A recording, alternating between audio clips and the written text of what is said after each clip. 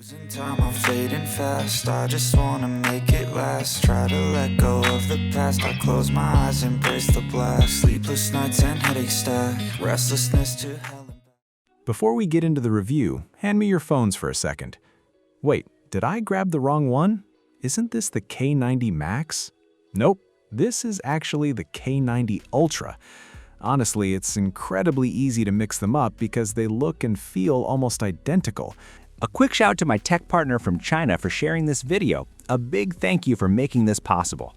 Hey everyone, it's Maiky from Tech Maiky. If you love staying updated with the latest gadgets, make sure to subscribe and hit the notification bell so you never miss out our exciting tech content. Apart from switching to the previous generation flagship Snapdragon 8 Elite processor, everything else, from the design to the overall hardware, is basically the same as the recently launched K90 Max. If you're looking for a visual difference, the only thing you'll probably notice is the cooling fan, which has a slightly different air intake design. Since the chipset is the only real change, let's skip straight to the performance tests and see how much of a difference the Snapdragon 8 Elite makes when paired with this built-in cooling fan. We started with gaming tests in a room maintained at 25 degrees Celsius. Screen brightness was set to roughly 200 nits, while frenzy mode and automatic fan cooling were both enabled. First up was the easiest title, Honor of Kings. After playing for 30 minutes, the average frame rate stayed locked at 144 FPS without any trouble. Average power consumption came in at just 4.4 watts, which is an excellent result. Even better, the phone remained impressively cool, with almost no noticeable heat while gaming. Next, we moved on to something more demanding, Genshin Impact in the virtual city map with the graphics pushed to the highest settings. After another 30-minute session, the phone maintained a solid average of 60 FPS throughout the test.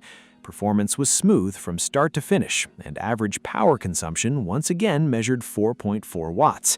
Surface temperatures reached 41.4 degrees Celsius on the front and 40.5 degrees Celsius on the back, making the heat barely noticeable during normal gameplay.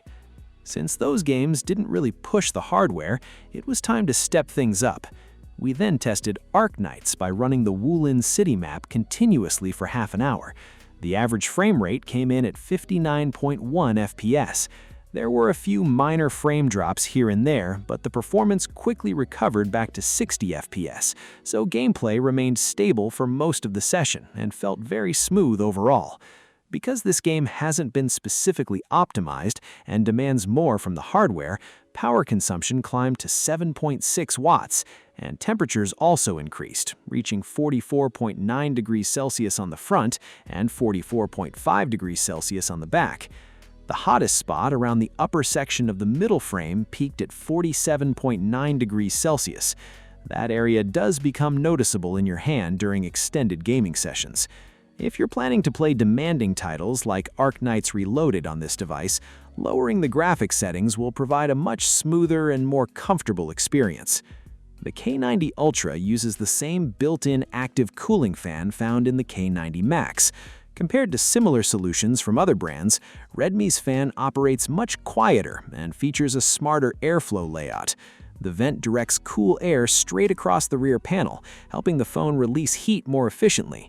Even after long gaming sessions, when the device gets warm, it cools back down to a comfortable temperature surprisingly quickly, showing that the cooling system does a great job overall. Still, some users may wonder whether having a built-in cooling fan makes the phone more fragile, or means it needs extra care during everyday use. So there's really nothing to be concerned about when it comes to durability.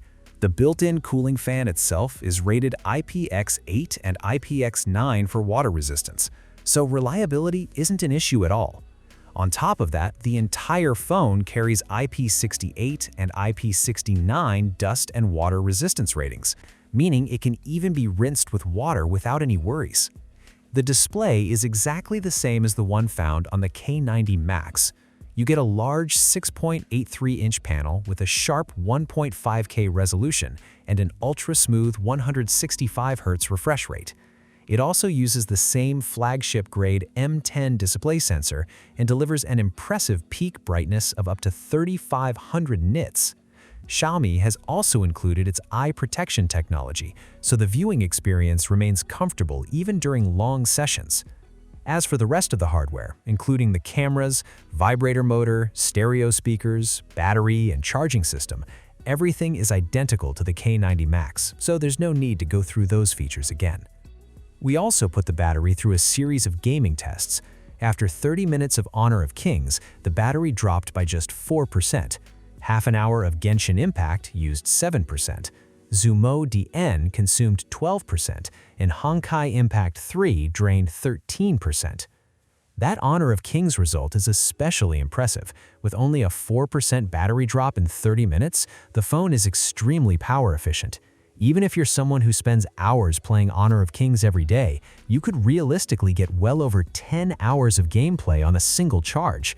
For most users, this device can easily handle an entire day of heavy use without running out of battery. And when you finally do need to recharge, the 100-watt fast charging helps eliminate any battery anxiety.